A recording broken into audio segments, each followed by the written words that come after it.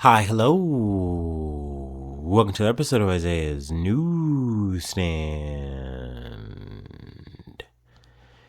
It's your host, Isaiah Edwards. The date is August the 27th, 2026. Hopefully, this episode finds you well, in good spirits and high hopes. As for me, I'm doing pretty good. Happy Thursday, everyone. Hopefully, it's been a good day for you. As for me, as for mine, it's been a pretty good day.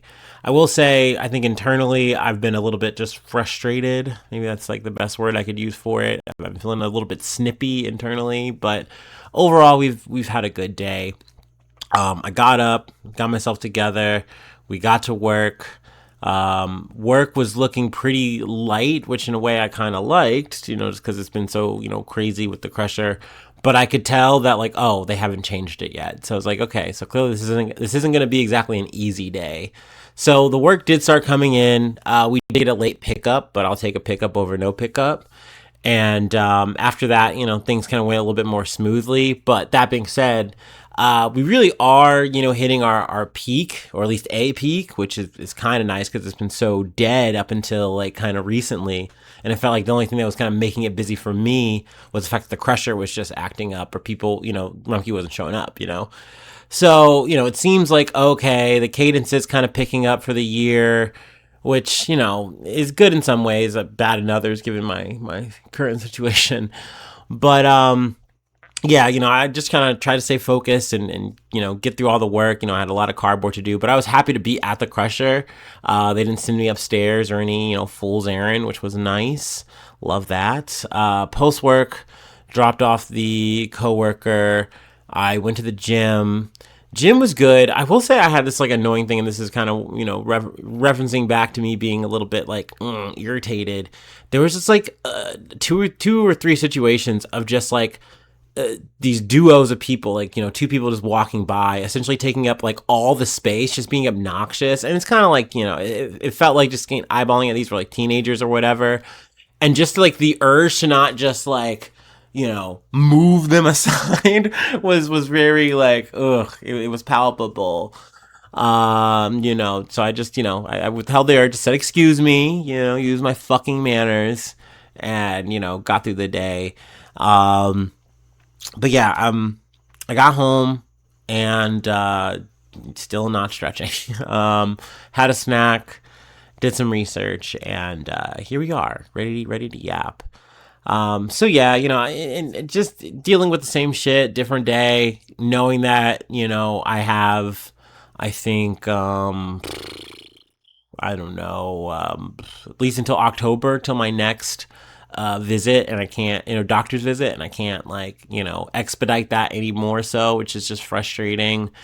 I don't know. There's a lot of extra shit on my mind. I'll spare you it, but it is what it is. But I am happy that outside of being a little bit, surly, I feel like my mood has been a little bit better over the past like couple days. So we'll take it. So yeah, that's where I'm at. That's how I'm feeling.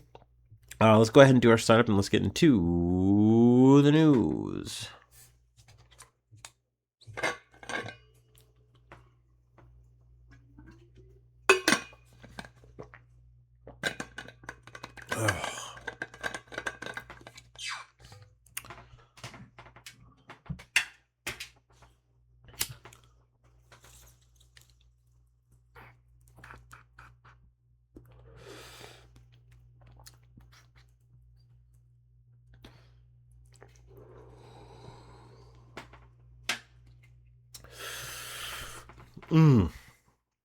Okay. CBS News. Small plane crash in Alaska into water near remote town kills all four on board, officials say. A small plane carrying four people crashed into shallow waters next to a remote coastal town in Alaska on Wednesday, killing everyone on board, according to officials. The Piper PA 24 was heading for the airport in the small town of Seldovia after taking off from Anchorage, according to a statement from the Alaska Department of Public Safety. Soldovia's airport is about 136 miles southwest of Anchorage. Alaska State Troopers said they sent a crew by helicopter from Anchorage and troopers by boat to reach the scene. After it crashed, the plane was submerged in about 15 feet of water in the Seldova Slough, whatever, near the shore, said Clint Johnson, the National Transportation Safety Board's Alaska region chief. Troopers had to wait until the tide went out in order to reach it. Troopers were able to get the bodies of the 4 adults out of the plane. They were being sent to the medical examiner's office, and their names won't be released until the next of kin are notified, according to the Department of Public Safety. It wasn't immediately clear what may have caused the crash, but the NTSB is investigating. So yes, obviously a very sad story, very unfortunate. But yeah, I figured we go ahead and just start off with that. Moving on though, this is a bit. I feel like it's definitely lighter for sure. It's antics from our shitty ass fucking president, but definitely annoying, and you can definitely say disheartening all the same, because it's like, it would be a lot funnier if you didn't live here, if you weren't like Canada or whatever. But hey, as an American, it's like, yeah, you try to find the humor. Anyway, I don't fucking know. From Yahoo News. Trump signs executive order to rename Lake Ontario amid trade war with Canada. We're going to call it Lake America. So we're back at it again with the bullshit. President Trump on Thursday signed an executive order directing his administration to change the name of Lake Ontario to Lake America amid his ongoing trade war with Canada, following through on a threat from earlier this week. We're going to call it Lake America, Trump said in a video posted to True Social. And all it takes is a good pen and some intelligence. Like, dude, actually, no, it takes a little bit more than that. Much like the Gulf of America situation, you'll have like maybe your Google switch the name up, but then you'll have like your Apple Maps go, oh, we'll put both of them. You'll have America being like, hey, as on the government level, we will change all these things and do all that. But people are going to call it what the fuck they're going to call it. Canadians are going to call it Lake Ontario. Like, probably the rest of the world, going to call it Lake Ontario. And that's not even so much, about Canada, or I don't know why I want to keep saying Canada. Canada, sticking up for Canadian rights. If anything, it's just like, this is the word. It literally is what it is. It's to represent the indigenous tribe there, if I'm not fucking mistaken. Like, but of course Donald Trump doesn't care about that. It is a petty move for him to try to say he's sticking it to Canada. It's like, dog, you are sticking it to us. You know what I mean? This whole trade war shit is just making our pockets hurt. It's not making anything better for America. And it's crazy that we're stuck in this kind of row when we're literally in a war with Iran. Once again, prices are fucking through the roof. We're dealing with inflation that is literally choking us out. Like, it is crazy that he wants to make this shit worse and be petty.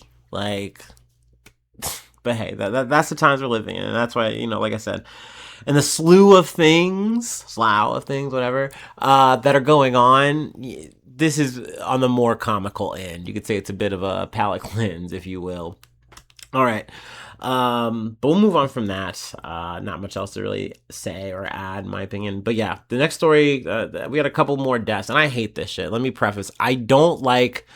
Obviously, it's a bummer when anyone dies. It's a bummer when, any, celebrity or, notable person in history, media, art, whatever, they pass.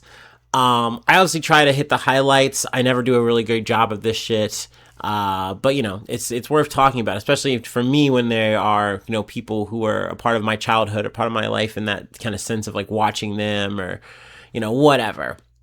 But I will say there just hit certain kind of limits where it's like, okay, there's 1, there's 2, and then maybe I'm rounding the 3 or 4th, and then I'm looking at the 5th person and I'm going, man, this fucking shit sucks, and I'm not an obituary. Like, that's not the point of the newsstand. Obviously, that's a thing that happens in life, and it's going to get covered. It's going to have coverage, and I do think, every person is worth covering and talking about. But I definitely miss some people, and that's unfortunate, so it fucking goes. But, yeah, I wanted to make room for this. It's been a fucking sad ass week, and I'm still missing some people, obviously, me and Colt.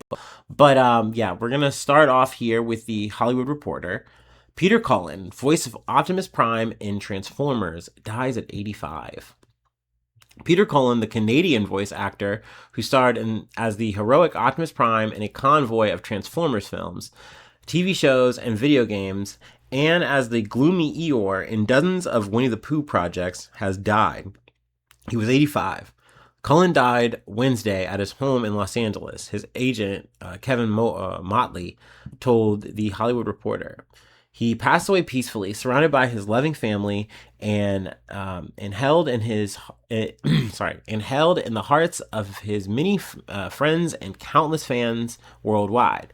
His family said in a statement, "They ask that you honor his remarkable legacy by serving your communities and leading others with compassion, integrity, and loyalty. And always remember, be strong enough to be gentle."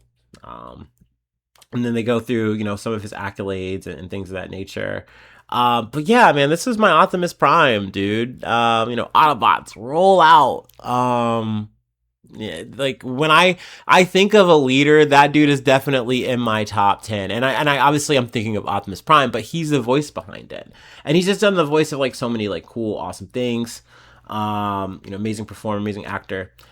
Definitely will be missed. Let's see. And then we have another death that I really was not associated with. I didn't know this person, but they actually have an art exhibit right now, or their art is being exhibited. I don't know how I'm wording that right, but in the Cincinnati Art Museum. So I was like, damn. But anyway, let me go ahead and take our last break, and then we will talk about Yayoi Kusama, the High Priestess of Polka Dots. This is going to be from NPR.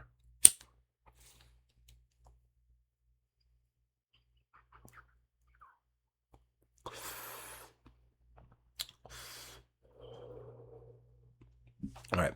Japanese artist Yayoi Kusama, best known for her polka dot sculptures in eye-popping colors and shimmering infinity rooms, has died. She was 97 years old. In a statement issued on Wednesday, her representative David Swerner said Kusama passed away from multiple organ failure at a Tokyo hospital on August 14th. The wildly imaginative Kusama used her art to express her obsessions.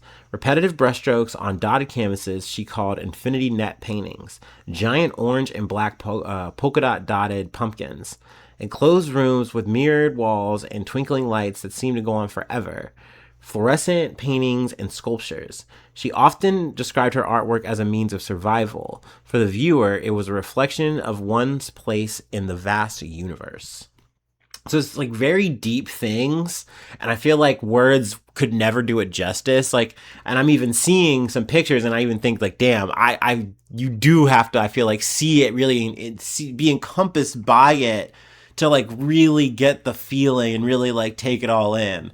And I like that. I think any person you ask, like any kind of immersive art is going to be something that like really sticks with you if you get a chance to actually partake in it, see it. Let me read this here. Let's quote. "Our Earth is only one polka dot among a million stars in the cosmos," she wrote. They go through, a bit of her history, backstory, all that. Definitely an interesting character. I feel like I will be remiss, though. Let me see if I can find it. Actually, I went past it.